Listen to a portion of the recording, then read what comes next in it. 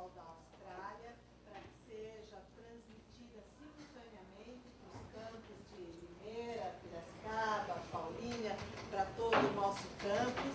Essa gravação vai ficar disponível no nosso site para que todos os que não puderam estar hoje aqui, eventualmente, possam também tirar proveito das informações que vocês terão daqui a pouco, para que o pessoal do noturno possa ter acesso a essas informações. E hoje vocês vão ter a oportunidade de ouvir, falar e ouvir as grandes oportunidades que serão mostradas para vocês em relação à Austrália. Nós temos o prazer de receber aqui duas importantes pessoas da Universidade de Sydney, e eu vou começar apresentando o professor Ross Coleman, que está aqui na qualidade de leitor da parte de pesquisa e pós-graduação. Please, Ross, that's an honor for us to receive you here. These are your people. Thank you very much for coming. That's the first thing. Thank you. Firstly, I would like to thank my hosts. And secondly, I'd like to, don't worry, it happens to all of us. Just put an excuse out there first. My body thinks this is 2 o'clock in the morning. Okay, so I might not make sense. If so, it's not your fault, it's my fault. Right. I'm going to talk to you about marine science at the University of Sydney. And that is because it's what I work in. I am a marine scientist. Now, many of you may not be interested in marine science. That's fine.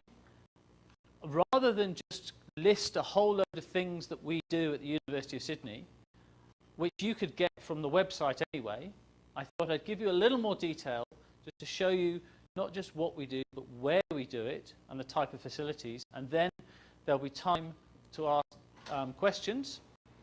I'd also like to point out that I have my colleague here, Dr. Lucy Buxton, who is involved with dealing with new students, particularly research students at the University of Sydney. And together we can hopefully answer any questions you might have. I can answer some questions about the undergraduate provision as well, but less so, less authoritative. So first of all, here's some background. So if you have any information at all, or want to know any,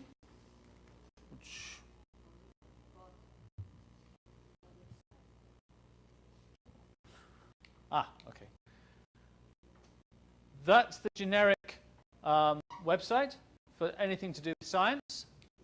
And there is a very nice lady who monitors this email address, who will respond to all sorts of queries you may have.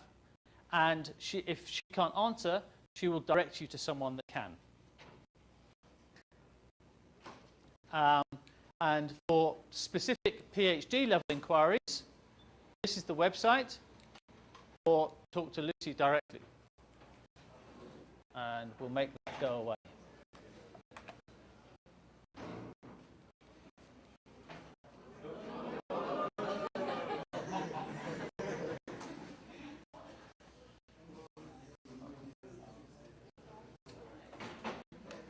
Okay.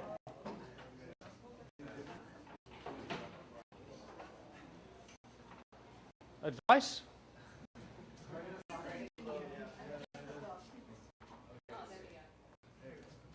Okay. So, my PowerPoint isn't working, sorry. Here, Sydney is here. There's supposed to be a nice picture of the Opera House, which is that thing there.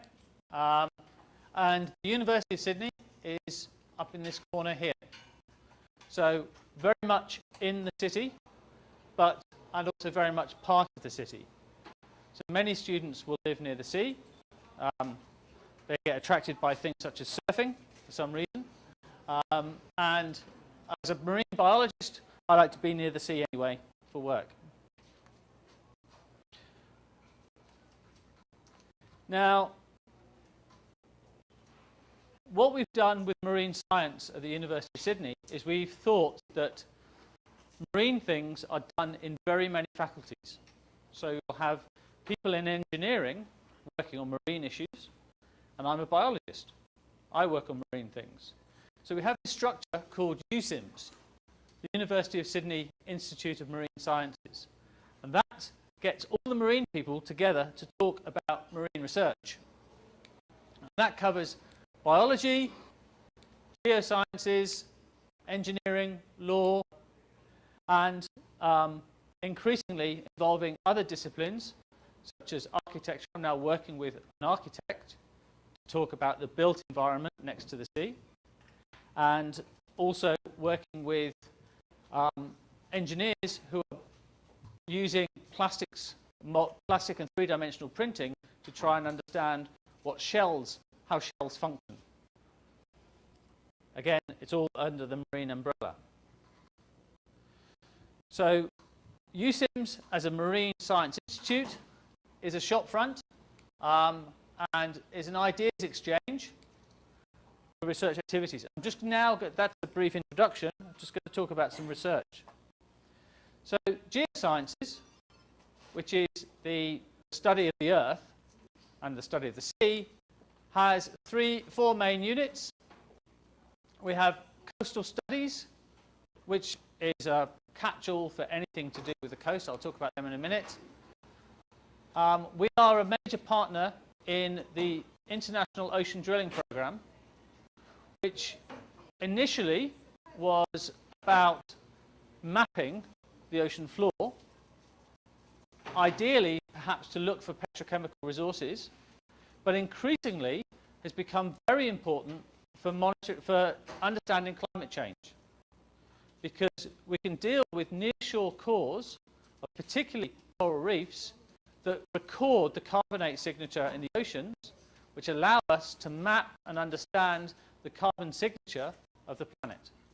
So this is the International Ocean Drilling Programme has now reinvented itself to do with understanding climate change. Marine geophysics and geodynamics people are essentially modelers at a plate tectonic level. So I'm not going to talk about all of this. I'm going to give you some examples from the AODP. And Spatial Science Innovation Unit are ArcGIS specialists. So they develop new ways of using ArcGIS to understand geographical problems. In biology, there are two components. There's the fundamental biology of marine organisms, and there's the centre that I run, which is the Centre for Research on Ecological Impacts of Coastal Cities.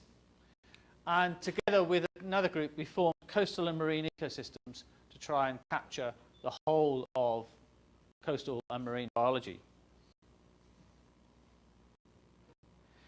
And the engineers have three main centres: the Ocean Technology Group, who do a bit of everything, the Centre for Geotechnical Research, and the Australian Centre for Field Robotics. Now, if you have an interest in trying to use robotics and technology to understand environmental problems, these are guys. I think of them as they provide toys for me to play with. They're very good with little drones, so we're trying to use small drones now as a mapping tool to work at a medium spatial scale. So I'm going to just run through some examples. The Geosciences group are interested in sandy beaches. The whole discipline of sandy beach geomorphology was invented at the University of Sydney. So understanding how sandy beaches work is a developing field, and it's one that is quite well thought of in Brazil, has a very strong coastal geomorphology group, infrastructure, and in Australia. I'm suspicious. I think they just go to these places to go surfing. But because I'm a biologist, and sandy shores are not very interesting biologically, not much lives in them. But they also work at a very large spatial scale. So here is a map of the eastern edge of Australia. This is a swath map.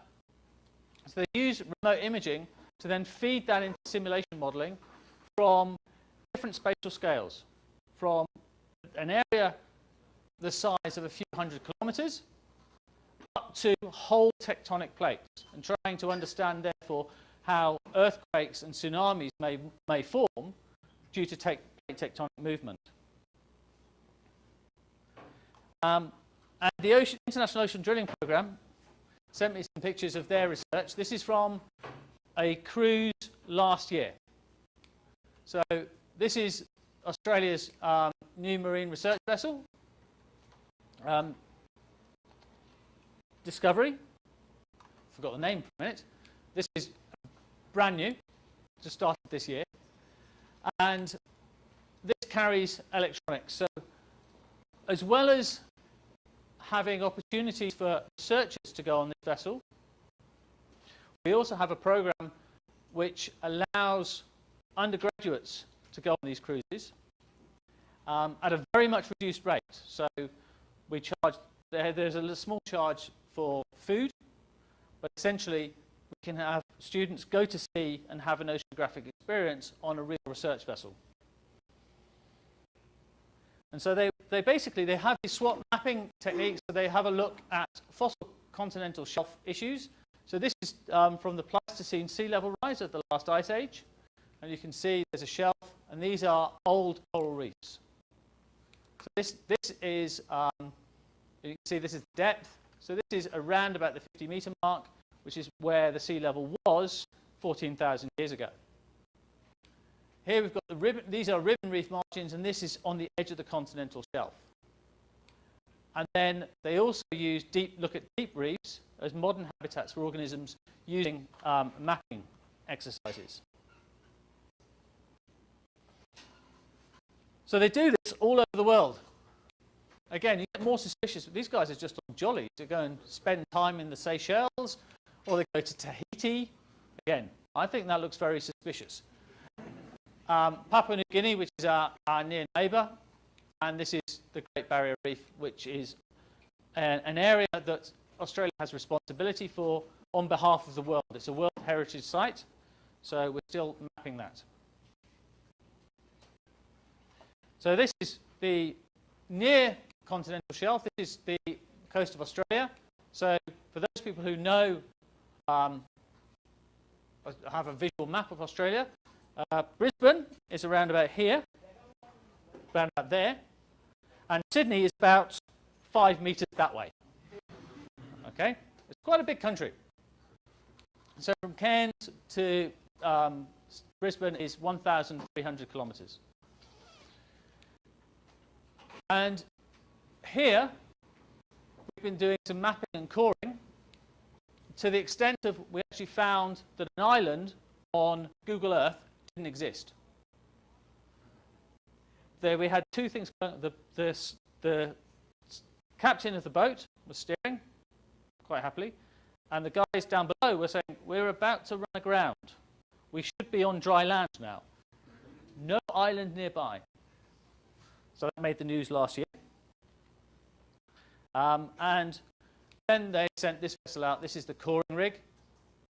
Again, this is the big drilling rig, and this is where all the equipment is stored, and the guys live in here.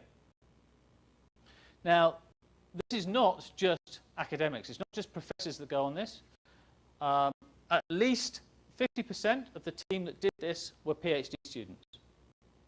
And some of those were from all over the world. That's a detailed scan. So Jodie Webster is the guy you need to talk to if you're interested in that level of geosciences. That's Jodie there, looking very smug. Don't know who this dude is. He's looking less smug. And they do get to play some serious toys. This is a submersible. I don't know where they got it from, because Australia doesn't own one. So I presumably borrowed it from the Chinese or the French. Now, I'm a biologist, so I'm going to take over the show and talk about research that we do. Fundamentally, we're interested in the marine ecology of urban habitats. And then the fundamental marine biology, for example, reproduction in echinoderms. Now, marine ecology at Sydney has got a checkered reputation.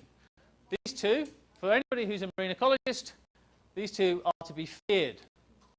They strike terror in the heart of a marine biologist because they're so clever, but they also they're not shy in telling you when you've been stupid. But they've now retired. So what was left was a thing called the EICC, which now doesn't exist, but this was, for a while, was the major vehicle for doing marine ecological research, led by me. And its history is that Professor Tony Underwood started it with Professor G. Chapman, Professor Brian Bain, and it led to, as well as millions of dollars in research, which doesn't really count because the money you only need the money to do research. So that's 20 postdocs, 50 plus PhD students came out of the lab, and 25 honours students. It's now been replaced by a group that I lead called the Coastal and Marine Ecosystems, which is, as you can see from the slide above, slightly smaller in number. Professor Maria Byrne, Associate Professor me, and Will. So just tell you what we do. Professor Maria Byrne, she's looking happy because she's in a nice place as well. This is One Tree Island off here, which is an island in the Great Barrier Reef in the Bunker Capricorn group. The Capricorn Bunker group, sorry. It's the only research station in the whole of the Great Barrier Reef, and there are 5 of them, but it's the only one that's actually owned by a university. So the University of Sydney is the only university in Australia to have its own research station on the Great Barrier Reef. All the others hire theirs, which has its benefits, to be honest. And so Maria runs One Tree Island. So if you have an interest in working in a coral reef ecosystem, not necessarily on the coral itself, but in the coral reef ecosystem, Maria is the person to talk to. Her new interest is ocean acidification. How many people here have heard of ocean acidification? Okay, right, a few. For those that haven't, it's the other half of the problem of elevated carbon dioxide in the atmosphere. Carbon dioxide, when it dissolves, forms a weakly dissociating acid, carbonic acid. At the moment, most of the sea is very, very slightly alkaline. But if you start dissolving more and more carbon dioxide, the carbon dioxide will dissociate into carbonic acid, and the hydrogen ions will move the pH, reduce it very slightly. And you might think, okay, well, what's the problem with that? The problem is if you're a calcifying organism and your skeleton is made of I will improvise for a bit. The skeleton is made of calcium hydroxide and calcium carbonate, sorry, not calcium hydroxide, calcium carbonate, and that dissolves in acidic conditions. So we now have an even bigger problem. We now have we might be able to rescue it because I've got it on my laptop. We have a problem that CO2 is rising, temperature is rising, and for many marine invertebrates, that's a double whammy.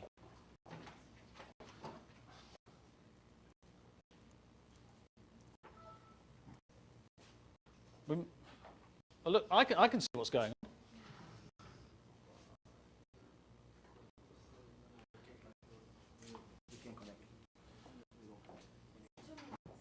Two minutes. Okay. Well, I'll just get this up as a prompt for me.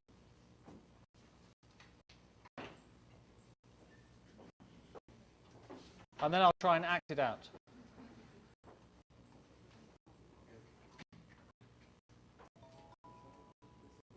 While we're waiting, does anybody have any questions about geosciences? Any geoscience students want to ask me a question about geosciences? Yes? Is geoscience anyhow bound to petroleum engineering? No. But it's a necessary background to be able to get into petroleum engineering. So we have, in Australia, we do have oil. We have a little bit off the far northwest shelf. But we don't actually work with those. We use some of the techniques, and many of the people who come from a geosciences background end up in petrochemical exploration and petrochemical extraction, but we don't do the fundamental petrochemical geochemistry at Sydney. Good question. Why are you interested? Would you want to be a petrochemical geologist? Actually, I'd like to study further petroleum, and I was interested in knowing if in Sydney petroleum is a main area. If you study that, if you have a petroleum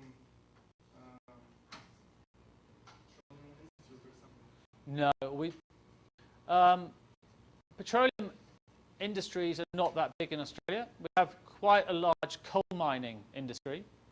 And so at the University of Newcastle, and I shouldn't be talking about the competition, but they have a group that deal with coal mining. And there are groups in Western Australia that will deal with how to manage oil extraction, but we don't. So, sorry. Anybody else? Okay, no difficult questions about geosciences. Thank you. Is it working? Yes, it's working.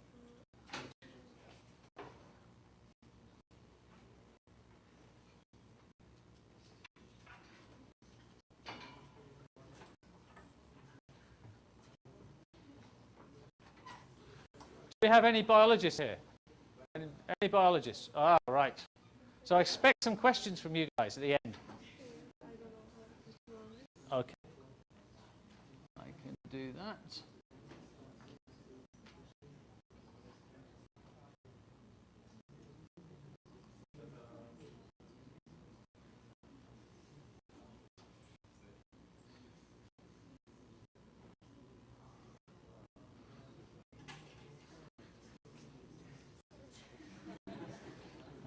Oh my god.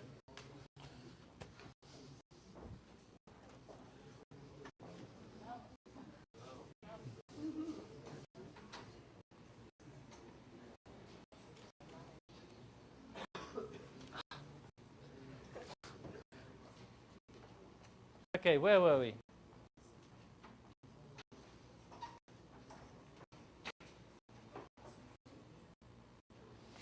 So Maria's research is very much about understanding the twin threats of elevated temperature and elevated CO2 in the ocean system.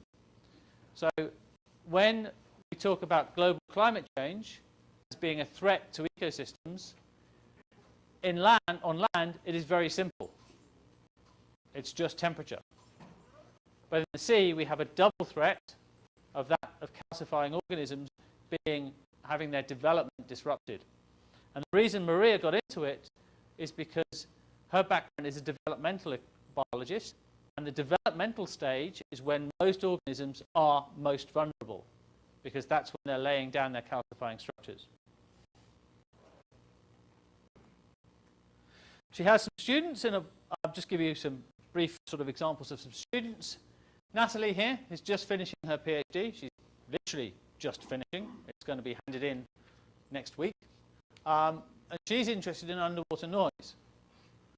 And that's a growing problem in the oceans, which we are only just starting to realize that sound matters to marine organisms. And the ocean is a very noisy place. If you go diving in the ocean, particularly near a busy harbour, there's ship noise all the time. And we don't know how that disrupts other organisms and how they interact with their habitat. Steve has just started. Steve is from the US, and he's looking at foraminifera, planktonics, which are plankton. He's looking at benthic forams, which live in sandy sediments. And they're, again, a calcifying organism. They're a unicellular organism, but they have a calcifying exoskeleton. And they're very, very important as producers of carbonate sediment. So how sediment processes are a function in the ocean is maybe modified in an acidic ocean. And then, because Maria is based also in anatomy, she has other students across there. Okay, Will afterwards. Now, this is me. I think that's a prompt for me for God to check out. And this is my rocky shore. And I say my rocky shore, it's mine. I pay for it. I control it. My academic interest is I try and understand how the grazing of small invertebrates, limpets, affect the ecology at the whole shore level. So how does the behavior, distribution, and biology of these things modify rocky shore ecology? And that's what I do. That's why I keep myself occupied doing research.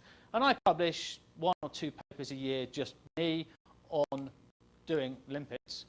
But I also have involved other students. So this year coming, or this year that's just happened, I had a Brazilian Science Without Borders student working with me here, actually there where we're standing, on mapping the distribution of limpets. And she was an undergraduate. She hasn't finished her degree, but she did her research experience with me, and she will now be an author on a paper, on a scientific paper coming out of her Science Without Frontiers, Science Without Borders activity. My other role is that I look after all of the PhD students in the Faculty of Science. So if people have aspirations to do PhDs, again, you can talk to me about that. These are my PhD students. These are my current ones. And you might notice a little theme running here. It's a bit of a Latin American theme, apart from the 2 poms. And the reason for this is we win the football competition.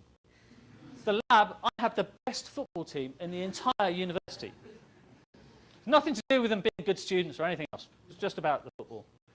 So Anna from Argentina, Dave from these 2 are Australian, Rodrigo from Chile, Sonia from Portugal, Alini from Brazil, Chris from Australia, and Becky and Hayley from the UK. And then you can see they work on a wide variety of things.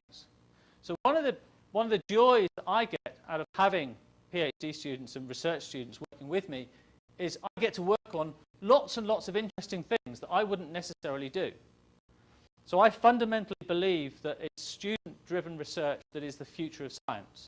So I like to have students doing their research, not working as slaves for me. Okay? And you'll find that theme is very common across the University of Sydney, that we believe we try and have students doing their research. And again, these are my previous PhD students. If you look at the frequency distribution, I've had 4 from Brazil and 4 from the UK, which, considering I'm British, is not surprising, but it does mean that over half of my PhD students have come from Brazil. One of the things I got my students to do, this is Anna from Argentina.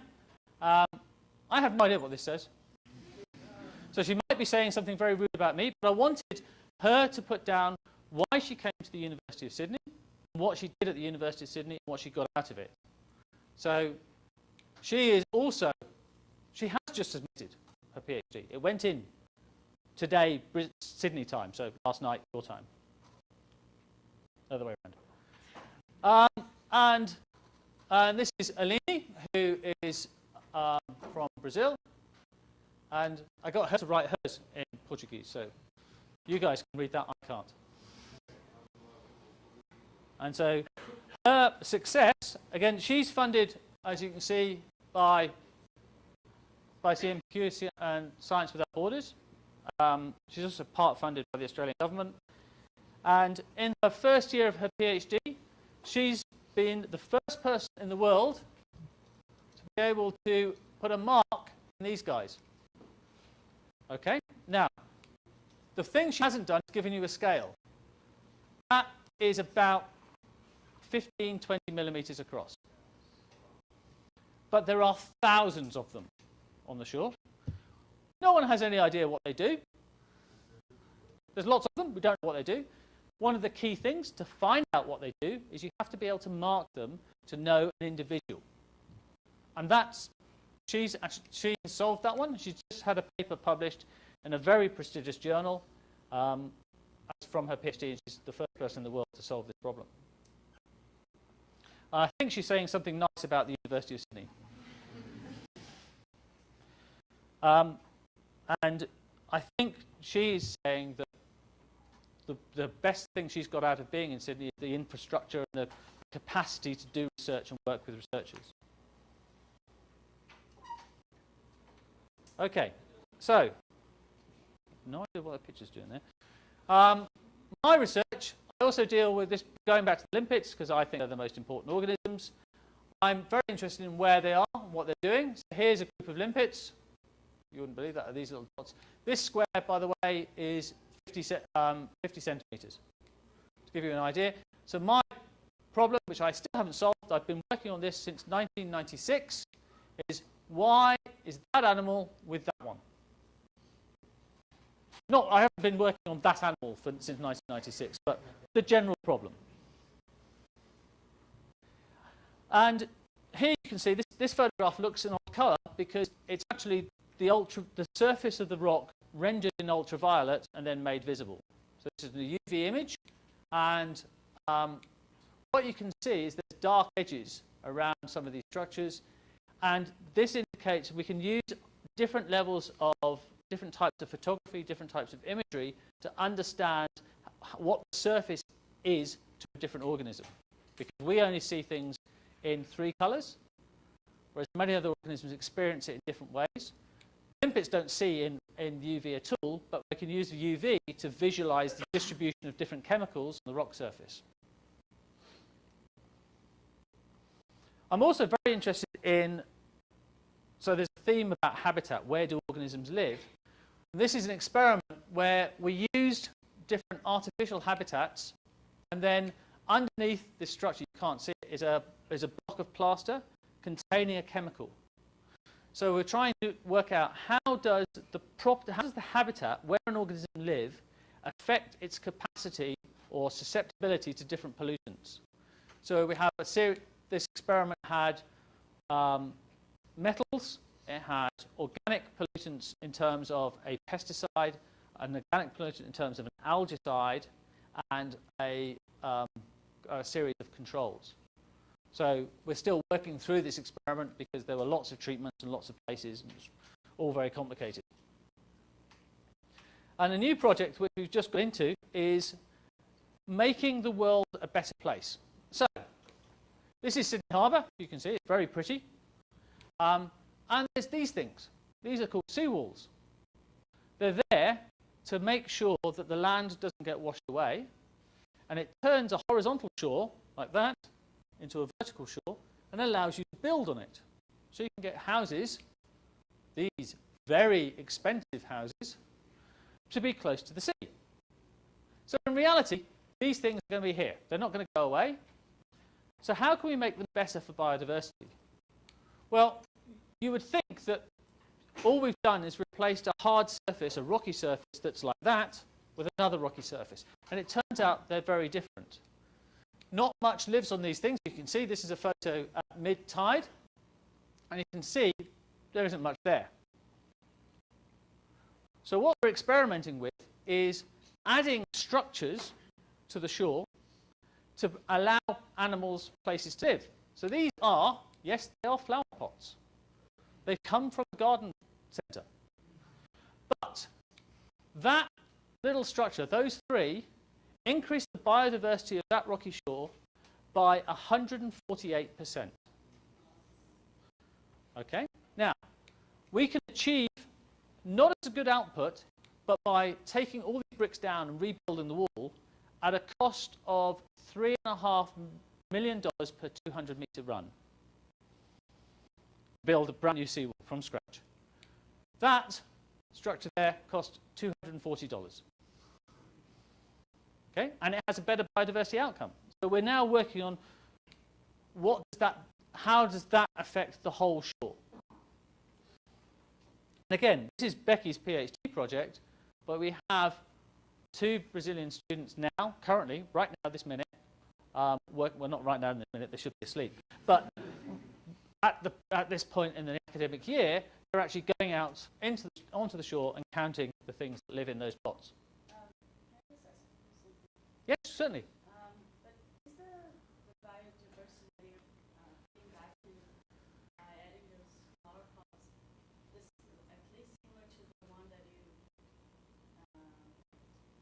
like somehow took out? That is a very, very good question. And it's one that we don't know the answer to. But that's important. Well, not necessarily. Philosophically, you've got to think about this. There is nothing there already. So we are making a bad place better. Yeah, but it used to be. It used to be something, but this is not going to go away. So if we start by the principle of saying this is going to be here, let's make it better, then yes, you're dead right. We cannot replace the biodiversity that was on that rocky surface because we can't replace the habitat that was lost. They're changing the run again. Well, we're changing it to be better. But, yeah, well, you don't know. Well, one of the things we're working on 2 parts to that. We're trying to get a representative fauna, but we're also interested in what about the fish, because that's the other part of this equation that no one's looked at. So we're going to put a whole load of little GoPro cameras. You know GoPro, the little waterproof cameras, they're about that big. And we're going to put about 10 of them on this run so we can see where the fish come up. And that's a quest, and also another part that has never been solved. But you're right, philosophically, we could talk for all day about this. I'm very impressed, well done. Okay, and this is my, no it's not, this is my current research. And this is, again, what was it? Oh, it's limpets, what a surprise. So I'm interested in another way of explaining their behavior is that they actually interact socially. I don't mean they all go down to the bar together and have a beer. What happens is, I think that this guy here knows who these are. And I wouldn't use the word want, because it's not necessarily a conscious decision, but if one of the patterns that you can use, one of the predictions you can use that would explain organisms living together in groups, if you have a very simple rule, stay near someone you know. Just a simple rule. Just think, now imagine that imagine you are in a crowd of people. You're at a football match. Okay, and then the football match spreads out. People leave. You would predict, if the people were walking randomly, you would end up with a random distribution. But you don't. If you watch people leave football matches, they leave in groups. And part of the reason for that is they hang around someone they know. So we're using the same understanding to try and explain how animals may exhibit similar distributional patterns based on very simple rules. Stay near someone you know. And these guys live in a chemical world. They actually lay down a chemical trail, and as they move around, in the same way that snails do, and as others move around, they go across it. And the chemical trail contains information about who laid it, when they laid it, where they were going, how fast they were going, their physiological state. So there's quite a lot of information that is around there that we can't see. So the UV was an attempt to try and visualize that, and I'm using mathematical modeling to try and understand how these guys interact. And that's what Natalia was doing, the Science Without Frontiers student. Will is my other director, and he's been very ill over the last few days. So he hasn't sent me any things, so I'll just arm wave and talk about what he does.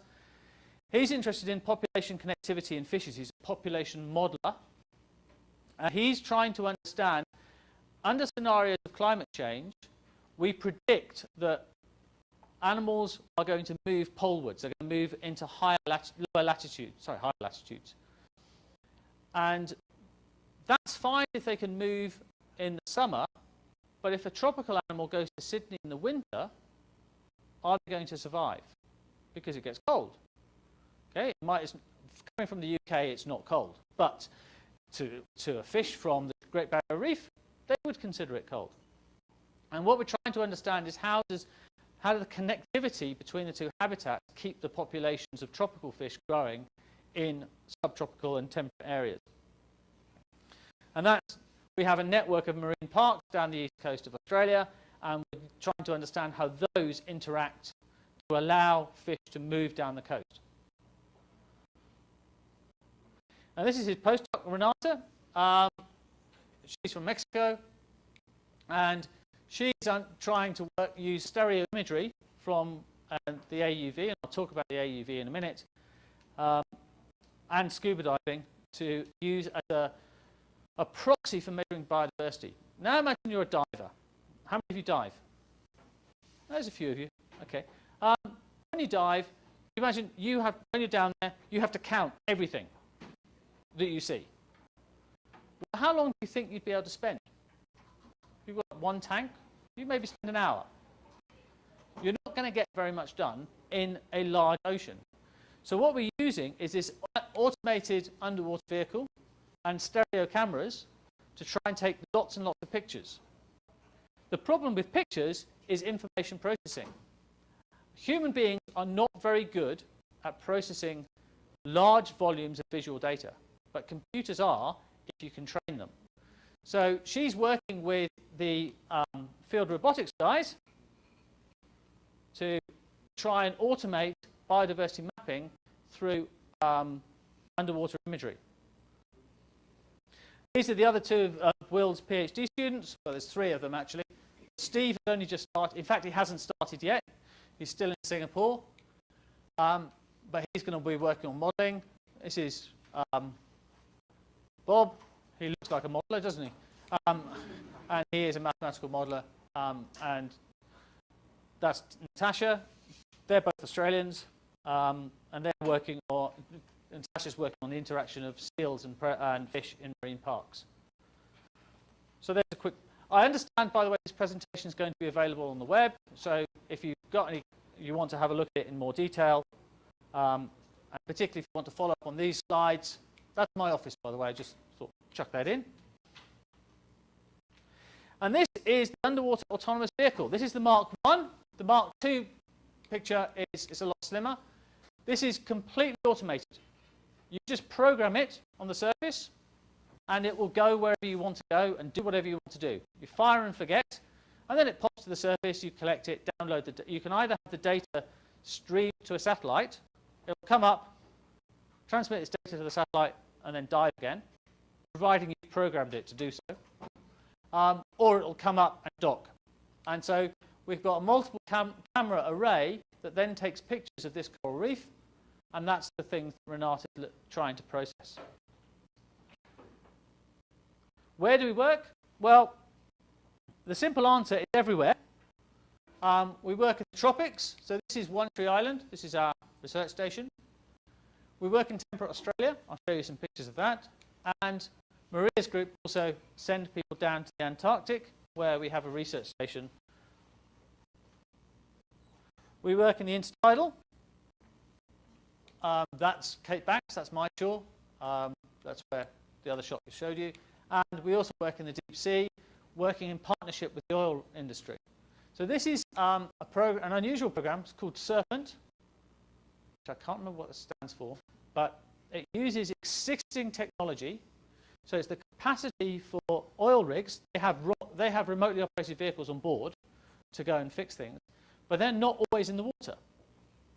So what we do is we say, well, okay, in that downtime, can you go and take some photographs for us?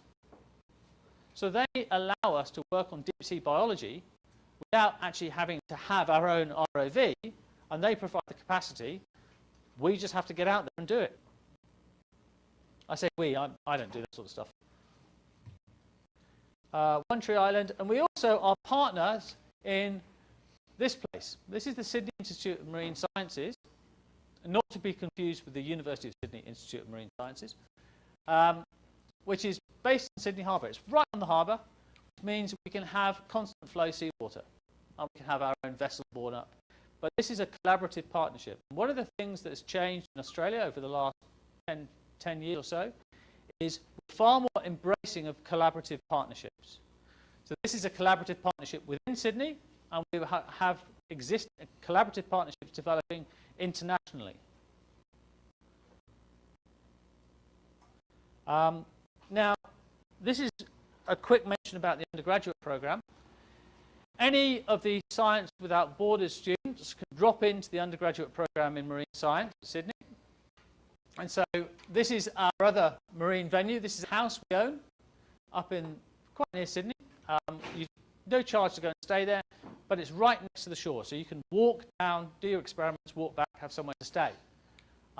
And most of the teaching in marine science has a field-based component. Geosciences go up to the reef or do sandy beach work on the New South Wales coast. My guys do work in the Barrier Reef and on the coast. We all have field-based components. So if you come on a Science Without Borders scholarship, you will get a chance to do a field course if you want to. We also deal with postgraduate education. There's two types of master's degree. In the Australian system, you don't have to have a master's to do a PhD, but it helps. So there's two masters. There's a taught master's, which is classroom-based. It's like continuing your degree with a small research section. Or there's a wholly research-based, which is a small PhD. It's a 2-year option. Or there's a full PhD, which is a 3 to 4 year option. And the best, if you're interested in those, there's so much to talk about. Just contact me or Lucy with a question, and we'll do our best to answer. And that's where we work. Okay, I actually don't work in that building. I'm not important enough. But that's the original campus. The University of Sydney was established in 1850, 1851. That building was finished in 1870 and 1890, two halves of it. And that's Australia's first and oldest university. So on that note, I will end. Thank you very much.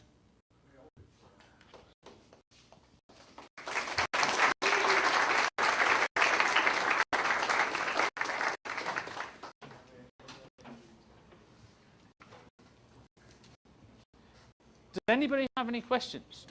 About Anything you like? Any subject? Yes? I'm a physics student. I would like to know the opportunities in physics areas. There is a school of physics in The physics school of physics in Australia is one of the best in the world. So the trouble with physics is I don't understand it. So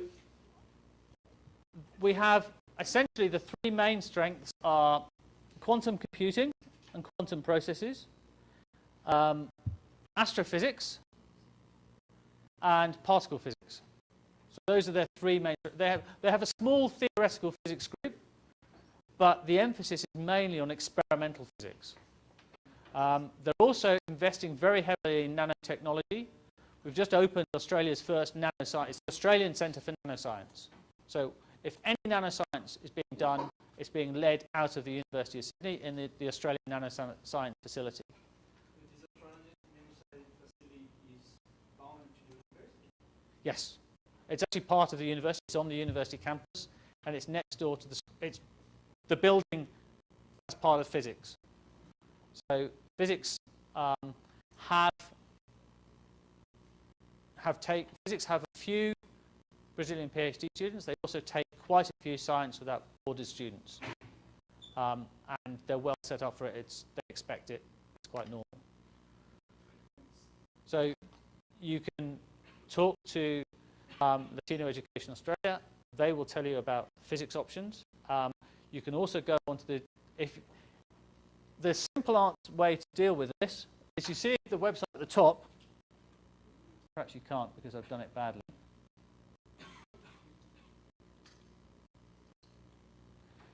The website, if you put /subject, so if you're interested in biology, you put /biology. If you put interest in physics, /physics, or chemistry, whatever you're interested in, it'll then take you directly to that part. And if there's any questions about general science things, if you just put that /science, it'll take you to the science faculty website, and that will then lead you on to different questions.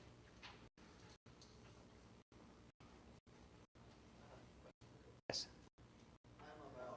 Good. We need more.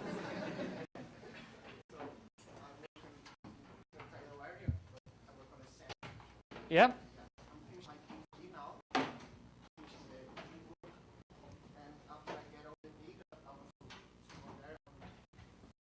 About Australia to work with my data and write papers and learn and brought my field research to. And I want to know if you are interested in sandy beaches. I've now got a PhD student starting work on sandy beaches. I've always resisted it because it's just too hard work. But I'll go leave out my leave. Yes. You can, again, there is funding for this. The Science Without Frontiers, Science Without Borders program is explicitly designed to do that. So you can apply for a 6 month, come over, talk to us. One of my group's areas of strength is we're quite good at statistical analysis of experimental data, so we can work with that. We also have in the building, in the campus, Anton McLaughlin, who is Mr. Sandy Shore. He's not doing research anymore, but he's based in the University of Sydney campus. Okay, so he's around. So we can download his brain as well. So yes, my email address was on there, and if you've got it, just talk to me and we'll fix it up. You mentioned the Science Without Borders program. Yep. Yes, you're familiar with it. I take economics in here, and we don't get to go in this program. You're not accepted. So if I want to study Sydney, what are my options? For options for what? No, economics. Yeah, but what degree level? Undergraduate. Undergraduate. That one's quite hard because there isn't a bilateral funding. For PhDs, there is. So you can apply to CMPQ and CAPESH have overseas scholarship schemes for you to go to a particular place. But I'm pretty certain that there aren't scholarship schemes to fund post-undergraduate exchange. There are scholarships for international students to come into the University of Sydney. Yeah. Yep. So there are University of Sydney undergraduate scholarships for international students, and you can apply for any subject: business, economics, engineering, science, whatever. And the information is on the website for the University of Sydney. There are also, so those are the scholarships that are offered for all students across all the University of Sydney, and they're awarded on academic merit. So you'll be competing with other international students. So it comes down to your grades usually. There are then the next level down is there may be, I don't know about economics, but there may be scholarships available in that discipline. So in the School of Economics, they may also offer additional scholarships for international students. Like partnership. Or just for any international undergraduate student. But you need to check the School of Economics website to find out what funding is available. But the University of Sydney international scholarships, they will cover economics. I'm very interested in the graduate course in immunology. In immunology. I've been checking out actually a lot about that, and I've seen that you offer for immunology. Yes. Yeah. And then I know you're supposed to do the coursework first, and then you have the Master of Science in Medicine as a biologist, and then Yes. you go to the PhD stage. Is that right? Yes, but that's only if you have, because when you do a coursework masters, you can choose whether you do a research component or not. If you don't do the research component, your masters is not eligible for entry into a PhD. So you have to do the research part. And if you don't do the research component, what would be the other option? There's, that would then, you could go into the pharmaceutical industry or into the health science industry. And in other systems, the British system, you would probably be eligible for a PhD scholarship. And in the US system, you would as well. Just the Australian one needs to have the research component as a requirement to go into a research degree. Okay, but if you do the research component, how hard is it to have a scholarship on the PhD after doing the coursework in the university? I won't rubbish you. It's difficult. It's just very competitive. So if you are a good student and you perform well, and then maybe write a paper while you're waiting, you will probably get a scholarship. If you sit on your backside and do nothing and just get passed with a tiny bit, you won't get a scholarship. Because I've checked, there are a lot of groups that they have a lot of grants and a lot of money. That You also, I work with medicine in administering different scholarships, and the Faculty of Medicine has got its own scholarship scheme. So there are some things they've got more opportunities. So you could do the same subject. You could do the biochemistry of immunology or the molecular biology of immunology. You could do it in science or you could do it in medicine. If you do it in science, you have fewer options for scholarship schemes than if you do it in medicine. And I didn't talk about this because they have lots more money, but this is what the Charles Perkins Centre, we have a new centre that is supposed to address some of that issues in that we put science and medicine together in the same building, so we have the same teams or different teams trying to work across the same problem, and instead of having duplication. So that's just one more question. Is there any opportunity of scholarships for the coursework? Because I don't think the coursework applies in the sense that. No, we don't have, because the coursework degrees, coursework masters in the Australian system are very much geared towards people going for a specific career. So if you wanted to be a pharmaceutical person or you wanted to work in the health sciences part of a hospital, they're aimed at that career path. So they're aimed at people who are going to go into employment, not necessarily go into research. And so the scholarship schemes are designed to put people into research pathways. Because I understood that the coursework was, like I said before, going to research just to prepare you with the subjects, because the PhD has no subjects. No, some PhDs advise you to take specific small focus coursework. I make all of my students do a course in experimental design and statistics, which isn't hard because I teach it, so that's fine. But physics, for example, make all of their PhD students have to do some basic physics units. So there is that option, but in the Australian system, you go straight from the end of your undergrad, which is a 3+1 degree. You do 3 years BSc and then 1 year honours, which is your science initiation thing. It's you do a 6 to 9 month research project. And that's what you go from there into a PhD. It's not like the US system where you have to do a master's before you do a PhD.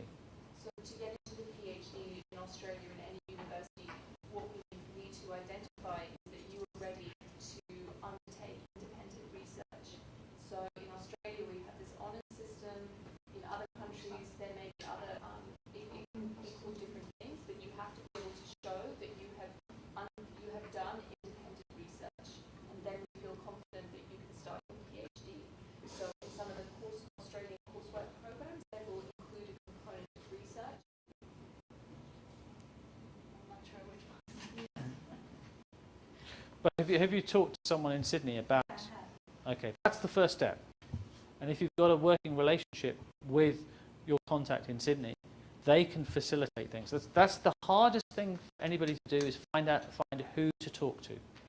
Once you've got a contact in the university, they can smooth things through, and they will talk to my equivalent, whose name is just Brett, Associate Professor Brett Hambley in the School of Medicine, who does exactly what I do for science. He will then talk you through the scholarship scheme and what it means, and what the options are, what's the best strategy. If you have a good idea of where you want to go, there are a number of different routes of getting there, and we just work. There are two ways of dealing with this. The first is there's a thing on our program called Research Supervisor Connect, which is where you put in a few keywords and it matches you to an academic who would be interested in your area. The problem we have is that not many academics keep that up to date. So, for example, and Lucy looks after research or is involved in Research Supervisor Connect, but this doesn't necessarily guarantee you getting direct to the next person. So the other way of doing it is to go into Web of Science and see who's been publishing, and then also go onto the university website and just go for the keywords. Or to talk to me, but I don't do engineering. I'm a scientist, but I know my equivalent in engineering, Associate Professor Javed Attai, who I talk to regularly about PhD affairs. I can send you to him and say, here's this guy, he's interested in this type of thing. I don't understand it. You two sort it out. So this is the best place to find Research Supervisor Connect. So you just go to the front page, find the supervisor, and then it works just like Google. So you can type in whatever you want, and then it'll come up with a list of research supervisors, and then as Ross said, you can follow the other steps as well. Yeah, or contact us, and we can find it for you. I didn't catch your email address. It's on this. We'll have everything online on our Yep. site. So it's Ross Coleman at sydney.edu.au. But it's actually on the front of this presentation. Okay. Última pergunta para a gente encerrar. Yeah, just a last quick question. The underwater automated vehicle, have you developed it or have borrowed or I don't know? It was built in the University of Sydney, not me. I'm not clever enough to do that. But it's a guy called Stephen Williams. He's from the US originally, has lived in Australia for the last 15 years. And his group he also does automated vehicles for looking where locusts are or for mapping crop development. So they just like solving problems with robots. That's the easiest way to describe it. They solve problems with robots, autonomous robots in the field. And they also work with imaging as well, trying to get new sensors and new images that are light enough to be carried on autonomous vehicles, but give high enough resolution. And they also work at the other end of the spectrum, so I'm interested in things that happen at that scale. We're using, my ex-postdoc is now working for them in trying to use reflectance spectra to work out the distribution of minerals in a rock face. So then what you can do is you can automate the machines to go and extract different rocks by allowing it to have an image and then use intelligent software to work out, to translate that image to a different mineral and then to optimize the time you spend drilling. So that the miners don't have to involve lots of people going and testing it. It'll do geologists out of a job, but that's one of the things. It's called the Australian Centre for Field Robotics. So if you go into this the University of Sydney's website structure is the same. Any of the external pages have got this box here as a search box. And if you is this live?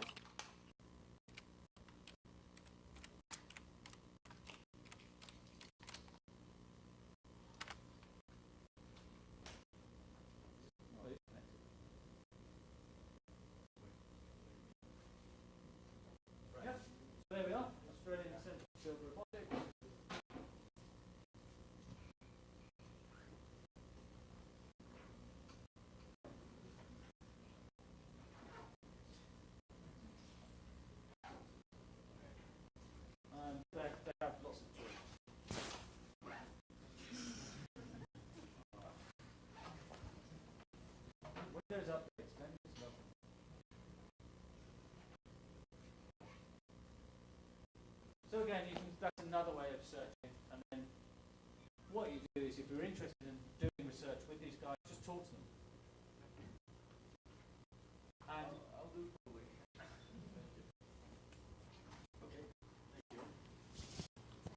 thanks very much for the questions. Very good questions.